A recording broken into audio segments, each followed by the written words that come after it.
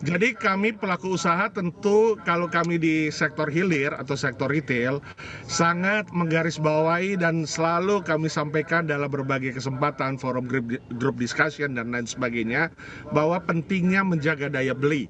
Situasi dan kondisi inflasi dan lain sebagainya yang saat ini kita tahu bahwa tidak hanya di Indonesia tetapi juga secara global.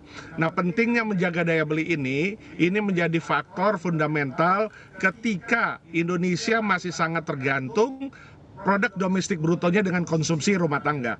Kita tahu bahwa konsumsi rumah tangga masih di atas 56% ya, dari tahun ke tahun 55, 56 bergerak di angka itu untuk mengkontribusi bagi PDB kita, produk domestik bruto kita. Nah, daya beli ini tentunya menjadi semangat yang harus dijaga ketika juga tidak hanya inflasi, tapi BI rate akan dinaikkan. Kita tahu bahwa BI rate sudah ada kenaikan ya 3,75 dan ini ada potensi juga akan berubah lagi ya setelah cukup lama, hampir lebih dari 4-5 tahun di 3,5%. Nah, kondisi ini tentunya akan menaikkan tingkat suku bunga.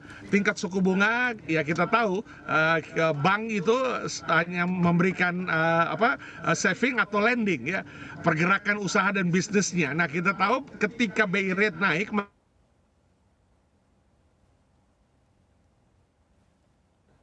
daya beli, karena paling tidak ya pinjaman kredit KPR, pinjaman kredit motor ya, pinjaman kredit konsumsi dan lain sebagainya juga akan terkoreksi.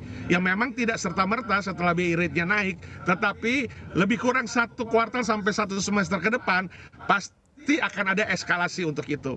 Nah, ini yang harus dijaga karena ketika suku bunganya naik, ya pinjaman-pinjaman yang harus dibayar masyarakat naik, maka akan menggerus juga ya kemampuan mereka ketika revenue atau pendapatan tidak berubah. Oke, baik. Pak Roy, kalau dari Anda sendiri kenaikan misalnya begitu ya, nanti BI menaikkan 25 basis point atau bahkan lebih hawkish lagi di 50 basis point, sebetulnya angka-angka tersebut di mata ataupun di kacamata para pelaku usaha seperti apa sih Pak Roy?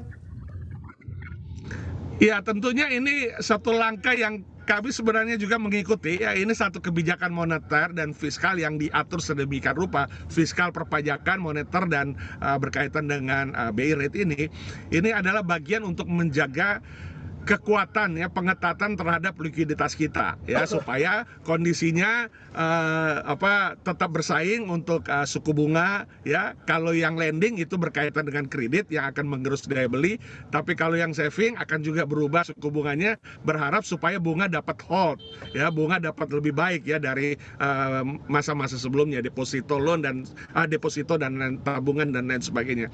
Nah, ini akan memberi dampak ketika kondisinya untuk kita mesti lihat sektor sosial ekonomi statusnya menengah bawah atau menengah atas. Kalau menengah atas ya tentunya ini menjadi sesuatu yang tidak terlalu signifikan.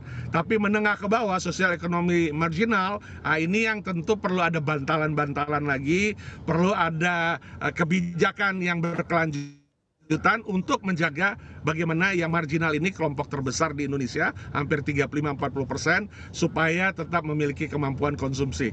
Jadi ini kembali lagi kepada kebijakan pemerintah yang memang harus terus diseimbangkan dan berlanjut. Oke, baik. Pak Roy, ini sebetulnya kan kenaikan inflasi juga sudah banyak diantisipasi begitu ya oleh para pelaku pasar karena melihat kondisi global yang ada juga demikian, begitu terjadi tsunami inflasi di sejumlah negara. Sebetulnya kalau kita bicara strategi yang Anda siapkan ataupun para pelaku usaha siapkan melihat suku bunga acuan yang mana juga akan terus meningkat, seperti apa Pak Roy?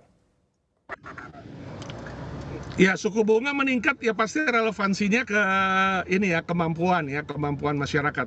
Jadi relevansinya ini tentunya ya kalau kami pelaku usaha berharap ini tidak akan lama ya.